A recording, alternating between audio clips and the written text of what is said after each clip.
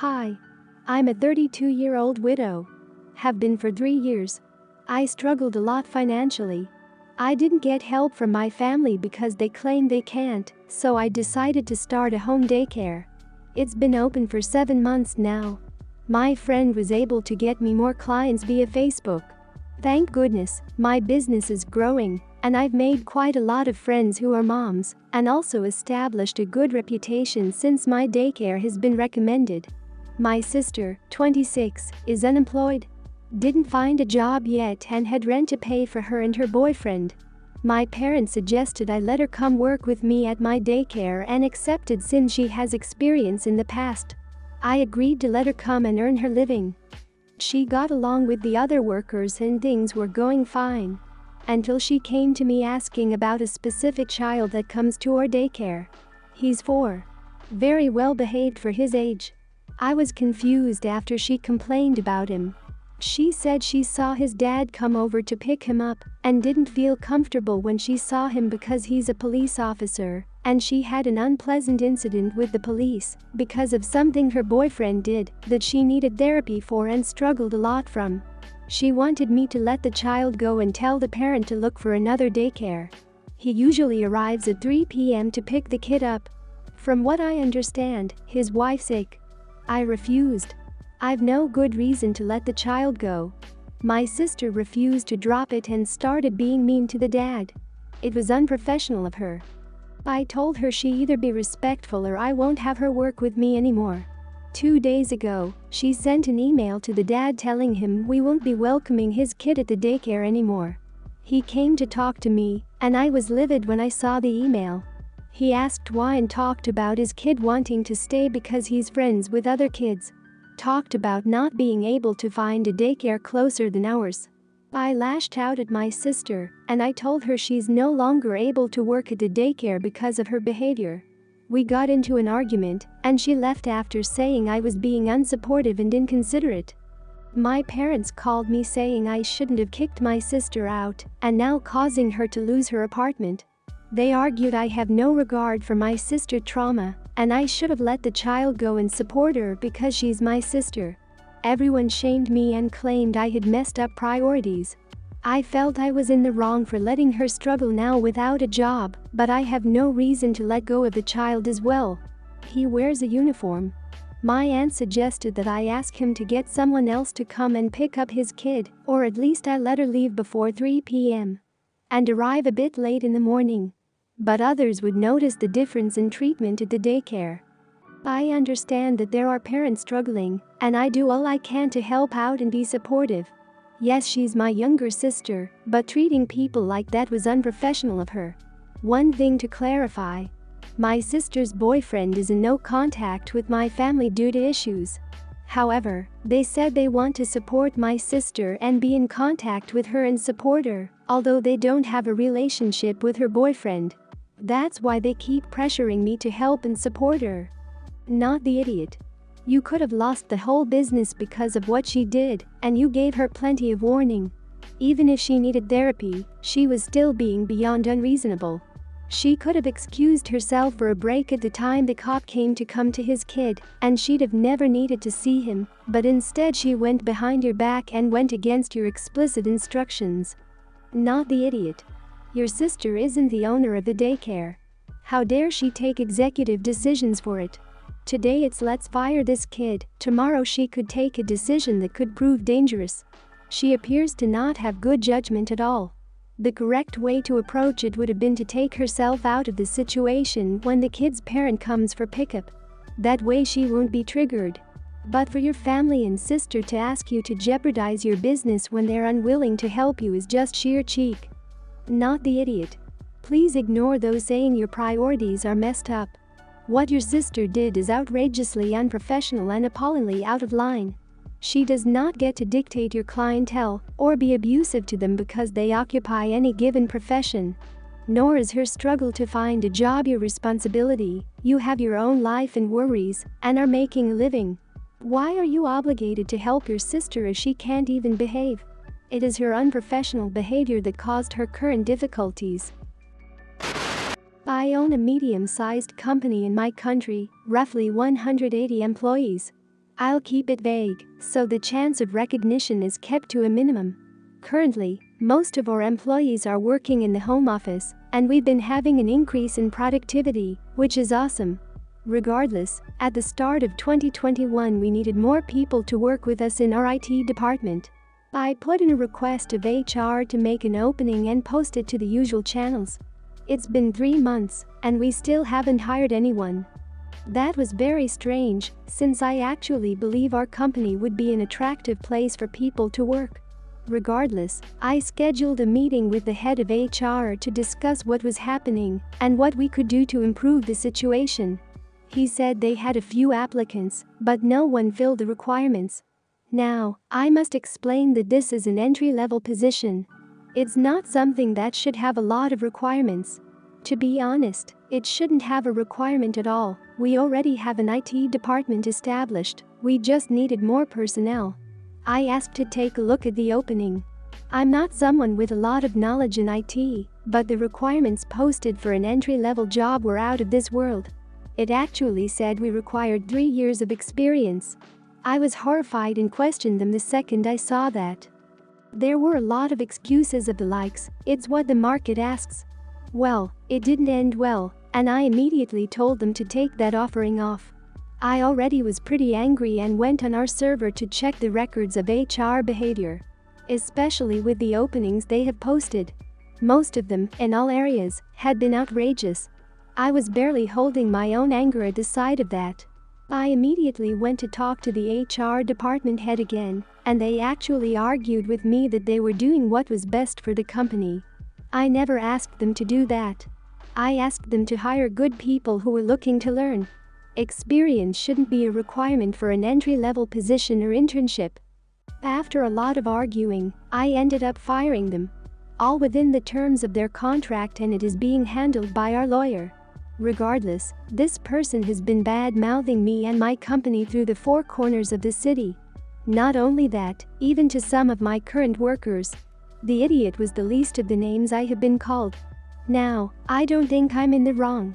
But I might have overreacted in my anger, especially since we're in a very delicate situation, and finding a job is very hard currently. So I thought I would ask, for peace of mind at least. Am I the idiot? Not the idiot. As I read this, I was thinking no idiots here, as this sounded like it might be a genuine misunderstanding about what you wanted, or HR trying to do their jobs to the best of their abilities. I would hope your personnel feel free to speak up and advocate to you what they think might suit the best interests of the company. But you are the boss, and if after they've explained their side, they still need to do as you direct, even if it's not what they would prefer. The boss might not always be right, but the boss is always the boss. Not the idiot. If they were handling things according to how things are ordinarily done in that field up until now because they thought that's what they were supposed to be doing, that's fine.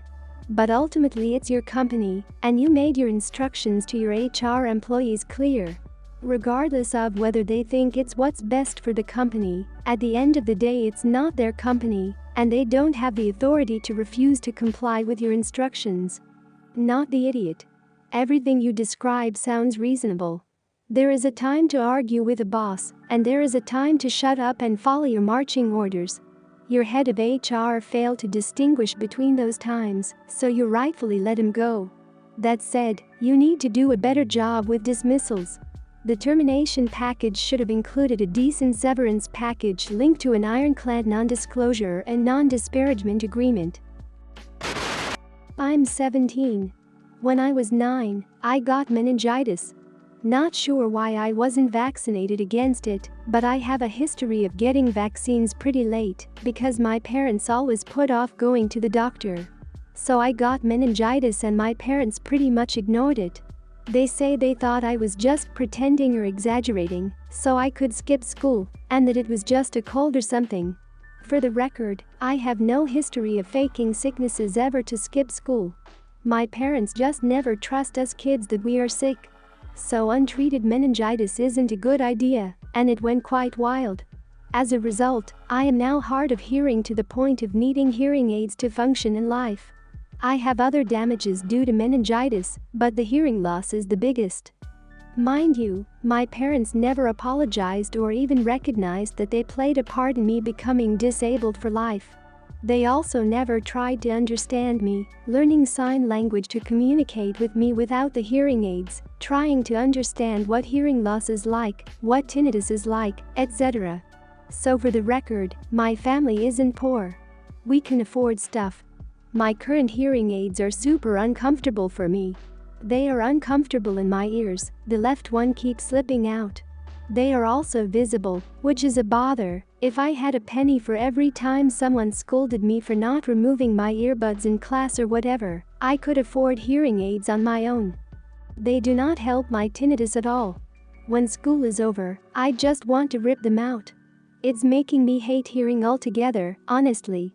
Can't even take them off at home because family can't be bothered to learn sign language or even write, or even just leave me be for a while. I asked my parents for new ones, and they said I was ungrateful and spoiled. I can hear with those, and that's all I need. They say I just want fancy ones, so I can listen to music in class with them. They will also bring up how expensive they are. They can go up to several thousands, but then they'll spend almost as much on a holiday or whatever. I even tried asking for it for a birthday. My brother got a €2,000 gaming computer for his, so I figured it was reasonable, but they said no, because I was just trying to guilt trip them and make them look bad. I tried talking about it to my school psychologist. I'd like an actual therapist, but my parents don't believe in therapy, and she said I should see things from their perspective, and I can't expect my parents to just spend several thousands on me like it's nothing. I'm starting to hate them as much as I'm starting to hate hearing, and now I don't even know if they are the problem or if I am. I know several thousand is a lot, but I wouldn't ask for something so expensive if I didn't really need it. Not the idiot, your parents sound like the utter worst. They neglected you, you got dangerously sick and defeated, and now they won't even do the bare minimum? That isn't surprising given their earlier behavior. What could possibly be their perspective? That they should be as cheap now as they were a decade ago when they didn't get you vaccinated. They would have saved thousands of euros if they got you vaccinated when you were younger. It's totally on them. I'm fully deaf on both sides, and my parents went out of their way to pay for a cochlear implant because insurance and government didn't cover it at the time. They were not the most financially stable at the time, but still scrounge up the money because they're my parents. What makes this even more freaked up is that they refuse to accommodate for anything whatsoever, especially if they played a part causing your hearing loss. You have the right to ask for new hearing aids. Not the idiot. I am so sorry that you have to deal with your parents being so awful. While I understand that several thousands of dollars is a lot of money, you have also shown that they have no problem taking expensive trips and buying expensive gifts for your sibling. If they have the funds available, you would think that their child's hearing is more important than a vacation or a gaming PC. If they didn't have the money, they would still screw, but it would be more understandable as that is a large amount. There are a few people to keep track of, so I'm hoping this makes it easier. Me, Katie, my daughter, Ben, my ex-husband and Katie's biological father, Percy, my partner of 6 years, Lisa, Ben's wife, Chris, the mother of one of Katie's new friends. Katie is 13. Ben and I divorced when she was 4, and we have 50-50 custody, so she stays with him every other week. They have a pretty good relationship. Katie refers to Lisa, Ben's new wife, as Lisa, not mom or stepmom or anything like that. I met Percy when Katie was 7. He moved in a few years ago, when Katie was 10, and he tries with Katie, but she's not nearly as close with him as she is with Ben, the same way she's not as close with Lisa as she is with me. Anyway, Percy was picking Katie up from a friend's house. Chris had never met Percy before, but had met Ben, so when Percy came to knock and get Katie, Chris asked who he was. Percy said he was Katie's father. Chris says, "No, you're not." Katie heard the exchange, comes to the door, and says, "Oh, that's my mom's boyfriend." Chris apologized for the misunderstanding. Percy brought Katie home, and I saw them arguing as they approached the house, but couldn't hear what they were saying. They get in, and Katie immediately goes to her room. Me. What happened? Percy. We had a fight. I can see that. What happened? Recaps what happened with Chris. And then what? I drove her home, we talked, and now she's mad at me. What did you talk about? I just said that to stop stuff like this happening again, she should tell people in advance that she has 2 dads. She said she doesn't have 2 dads. She's got him and me. I've looked after her. I've been there for her for 5 years. You know she loves you, but she's so close with Ben, it's probably just weird for her. I've been in her life as much as she has. I'm her dad too as far as I'm concerned. But you might not be as far as Katie is concerned. Lisa has been with Ben since we split up. She still calls her Lisa. I get why you're upset, but this should not be such a big deal. Ben left you. Both of you. I'm the one that stuck around. Ben is Katie's dad. You are my boyfriend. She will call you both what she likes. Get over it. Percy left. He texted to say he'll be back later, but I feel insanely crepey. I told Katie to call them both what she likes and not feel pressured, and I know that was the right thing to do, but I feel like I could have handled the actual argument a lot better than I did. Am I the idiot? Not the idiot. I had an aunt try to force me into calling her mom, and it created more tension between us. No one likes to be forced into something. I'm sure your daughter loves him as much as Ben, but he is just her mom's boyfriend. Percy. He needs to grow up and not fight with a child over how she feels. Saying he is her father could get him in some weird situations if she doesn't correct things. Chris was probably a bit weirded out at first. I would be ready to call you to confirm who was picking up a young girl if I knew her father and another man was claiming to be him. Not the idiot. Good for you for sticking up for your daughter, and I also think you handled the argument pretty well, if your rendition of it here is accurate. Get over it isn't the greatest thing to say to your partner, but he wouldn't let it go, and it really is his only option here. Also, he's definitely the idiot for that comment about your ex leaving you and Katie. I've worked in family law and seen plenty of guys who don't want to be in their kids' lives. Not the idiot, and I feel terrible for your daughter. Him pressuring her to call him dad must have made her so uncomfortable. He really overstepped. I mean, I can understand him bringing it up to her, but once she says she doesn't want to call him dad, that's the end of the discussion. It should have never continued after that, and him trying to pressure or coerce her into doing something she doesn't want to do is very far from okay. He really does need to be an adult and just get over it.